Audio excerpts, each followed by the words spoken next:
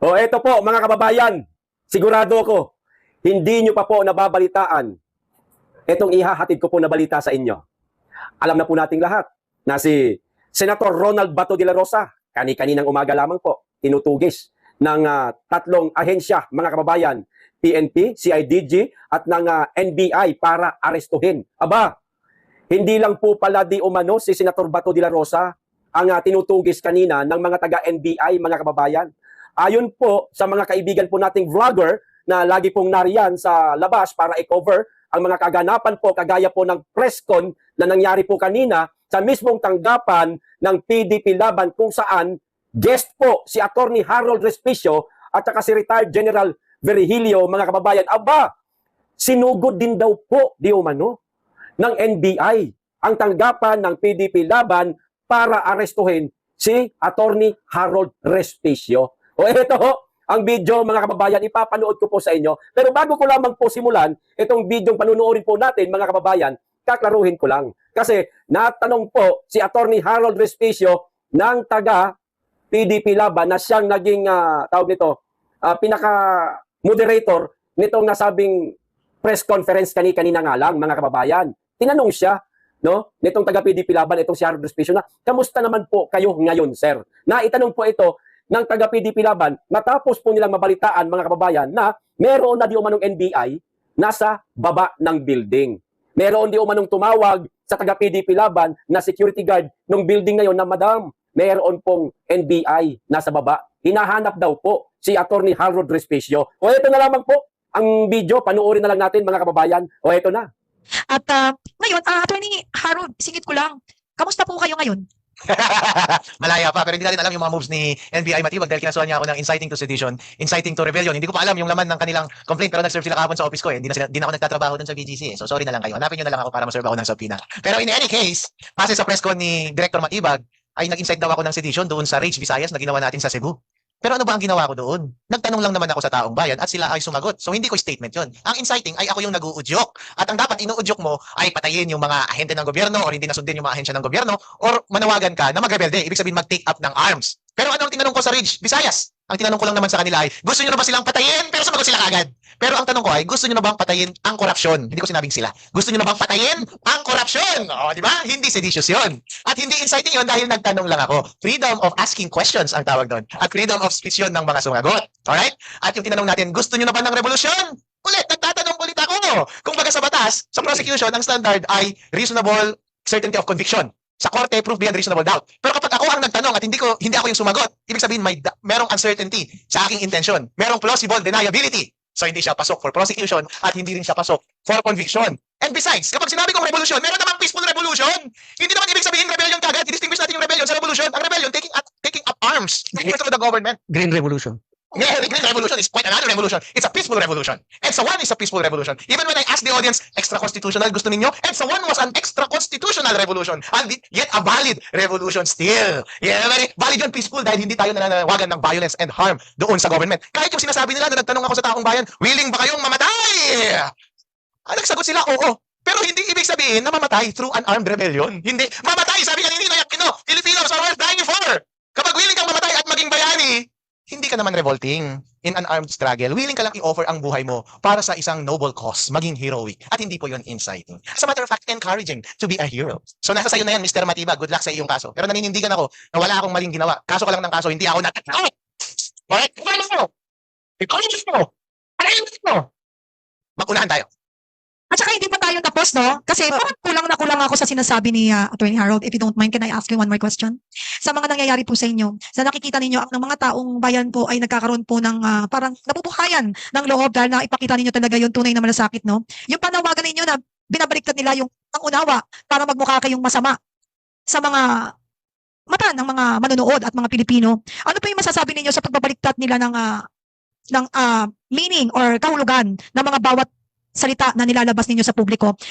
Katulad niyan, ito po ay usaping politikal. Ang layo pa naman po ng eleksyon. Bakit po nila kayo talaga pinipilit makasuhan at palabasing masama? Sa nakikita ninyo, ano po ba talaga ang tunay na dahilan? Attorney? Well, they want to silence us because we are effective. Marami pong nagsasalita at nananawagan ng actual revolution sa social media. At sabi nila, storm na daw yung Senate, at patayin na daw si Matibag, at patayin na daw si BBM. Maraming nananawagan niya sa social media. Pero bakit hindi sila sinasampahan ng kaso? Dahil si Atty. Harold Respicio ay effective. At effective din siyang umiwas ng kaso. Nako, mabigat yun mga kababayan ha. Yung isang sinabi ni Atty. Harold Respicio, mag-unahan tayo. Nako, hindi ho natin alam mga kababayan kung anong gagawing hakbang ni Harold Respicio laban kay NBI Director Matibag, mga kababayan. Abogado ho ito. Kagaya ni Matibag, abogado din. Pero sa palagay ko mas matalino na abogado itong si Harold Respicio, mga kababayan. Ayun na nga, di ba? Wala pong nabanggit dito po mismo sa video pinanood ho natin na nariyan na ang mga NBI sa baba ng building. Ang may sabi po nito sa akin, mga kababayan, ang mga vlogger na naroon po kanina sa presscon na ginawa ng PDP Laban. At eto nga ang naging tanong nitong isang taga-PDP. Pero handa naman di umano si Atty. Harold Respicio, handa nga siyang makipag-unahan di ba? Kay NBI Director Matibag, mga kababayan. Ayan, natabayanan po natin ang mga kaganapan po dito kay Atty. Harold Respicio, mga kababayan, na isa na po siya ngayon sa mga ginigipit, kagaya po ni Senator Ronald Bato de la Rosa, ayan, Joel Villanueva, si Jinggoy Estrada, Chis Escudero, halos karamihan ng mga nasa majority block, mga kababayan. 10 di umano itong mga senador na nasa majority, mga kababayan, ang sasampahan di umano nila ng kaso para gipitin, para po siguro manahimik, mga kababayan. At huwag mapag-usapan, ayan ang tungkol sa flood control scam, kasi nga kapangyarihan na ngayon ng majority na pag-usapan, no? Ang flood control scam, ang impeachment kay BP Inday Sara, mga kababayan. Kumaga, kinakailangan na po talaga ng pitpitan diyan sa Senado, mga kababayan. Ang nangmimit-pit, ano tawag diyan? Ay yung mga taga-minority pa talaga. Imbis na ang meron pong kapangyarihan ang magsigasigaan diyan sa Senado, walang iba, ang majority hindi ho, baliktad po ang nangyayari. Ang nagsisiga-sigaan po ngayon diyan sa Senado, ang mga taga-minority at mga pabiktim pa, mga kababayan, mga tampururot, di ba? Mga talunan, kaya ang ginagawa ho nila, mag-walk out na lang para lumalabas na biktima sila nitong mga taga-majority block. Di ba? Kita nyo na? So magkatabay po tayo, mga kababayan, dito sa mga gagawin kay Atty. Harold Respicio ng mga taga-NBI. Hindi ho natin alam kung paano po nakalabas si Atty. Harold Respicio sa gusali kung saan naroon po ang tanggapan ng PDP Laban. Wala po tayong idea kung paano siya nakalabas, nakauwi. Importante ngayon, nasa laya, ibig sabihin, hindi nakuha ng mga taga-NBI itong si Atty. Harold Respicio. Ulitin ko, ito po yung feed po mula po sa ating mga kaibigang vlogger na dumalo kanina doon sa presscon ng PDP Laban. Okay, ito pa isang balita, mga kababayan, nakakatawa na ho ang nangyayari dito sa 11 na taga-minority block. 4 po sa kanila, mga kababayan, ang natatakot na po sa mga comment ninyo. Kayong mga DDS, kinatatakutan na po kayo ng mga minority block. Ituloy nyo pa. Isagad nyo pa ang pag-question sa kanila. Kasi itong 4 na senador, mga kababayan, nag-limit na po ng comment sa kanilang mga post. Ibig sabihin, ang makakapag-comment lamang, yung mga kaibigan lamang nila. Pero kayo, na hindi po kayo naka-follow sa kanilang mga pages, mga kababayan, no? At hindi rin po kayo kaibigan, hindi po kayo makakapag-comment. Nilimitahan na po nila ang comment section ng kanilang mga Facebook page, mga kababayan, siguro dahil nasasaktan na sa mga puna sa kanila ng mga kababayan natin, especially ng mga DDS. Matatalino po, mga DDS, mga kababayan, napakaraming matatalino ho, O ito po, sino-sino itong mga senador na mula sa minority ang nag-limit na po na kanilang comment? O ito, mga kababayan, nakikita nyo naman, nangunguna si Erwin Tulfo, ang law bender, ang maoy sa Senado.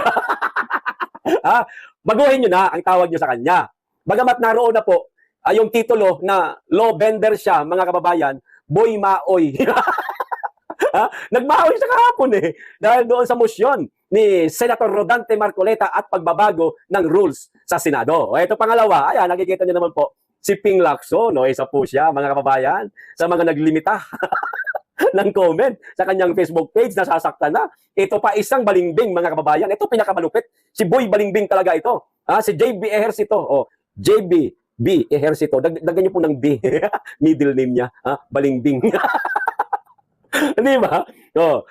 Ito malupit, mga kababayan. Si Vicente Tito Soto. Yang 4 na yan, mga kababayan, ng mga senador na taga-minority ang nasasaktan na po sa comment ng mga taga-DDS.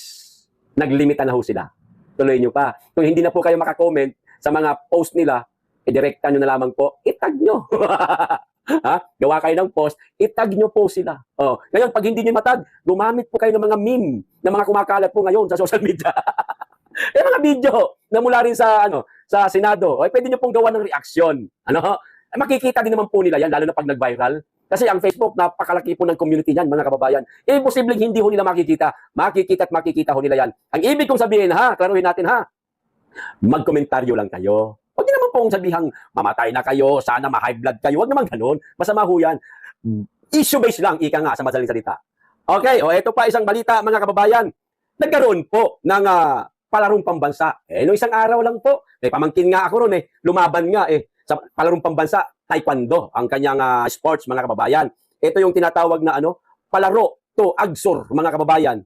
Habang nagsasalita si Bongbong Marcos, mga kababayan, sa pamamagitan po ng AVP message, yung video lang, ipinapakita sa entablado, mensahe ng presidente para sa lahat ng mga manlalaro sa palarong pambansa. Ang sigaw po nitong mga estudyanteng kabataan, mga kababayan, Duterte.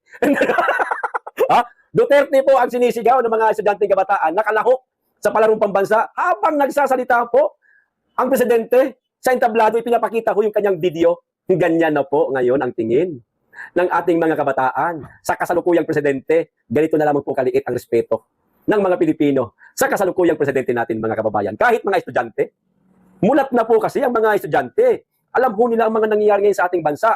Corruption, isa yan. Mulat na po ang kabataan dyan dahil po sa social media. Oo, maraming mga nakikita ang mga kabataan na hindi maganda sa social media, pero meron din naman pong kapupulutan po nila ng aral at nagkakaroon po sila ng kanilang mga espekulasyon, ng kanilang mga reaksyon sa mga nangyayari sa politika ngayon sa ating bansa at sa ating bansa na napakagulo na nga, mga kababayan. So ito na po yung video, panoorin na po natin. They have fought to deliver the message of the President officially declared. Kaya para sa inyo at sa ibang batang atleta, patuloy ang pamahalaan sa pagsuporta sa inyong pagsasanay sa larangan ng palakasan. Masaya ang ibalita sa inyo sa kakasapit sa kapwa. Lagi ninyong isipin, atleta, mabuhay ang bagong Pilipinas.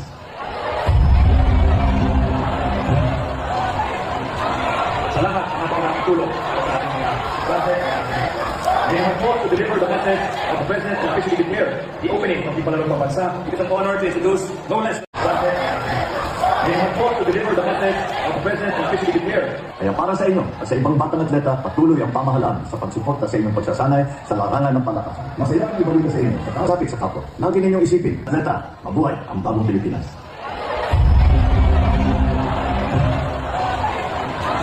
Sa lahat ng mga nakatulong sa ating President, they have fought to deliver the message of the President officially declared. The opening of the palarong pambansa. It is an honor to introduce. Ayan, maliwanag, mga kababayan, Duterte. Duterte po sinisigaw ng mga kalahok sa palarong pambansa. Binabastos na lamang po ngayon ang kasalukuyang presidente ng Pilipinas. Kasi wala pong nagawa ho talaga. Kahit nga ang budget sa edukasyon, kung di ako nagkakamali, mga kababayan, binawasan di umano. Sino apektado unang-una? Ang mga mag-aaral, ang mga estudyante. O sinong gaganahan na mga estudyante sa ginawa ng kasalukuyang administrasyon? Walang gaganahan. Kaya deserve. Deserve nyo po ito, Mr. President. Natratuhin kayo ng mga estudyante ng kagaya ko nito. Dahil hindi na po nila nagugustuhan ang inyong pamumuno. Yan po ang katotohanan, Mr. President. Bagamat masakit po para sa inyo, pero yan po ang alam nyo ho yung nararamdaman nating lahat, mga kababayan. Nadismaya tayo, nawalan tayo ng galang at tiwala sa kasalukuyang presidente. Anong gagawin ho natin? Ituloy nyo. Ayos, hanggang dito lang po. Maraming salamat. Mag-iingat kayo lagi at higit sa lahat, mahalin po natin ang Pilipinas.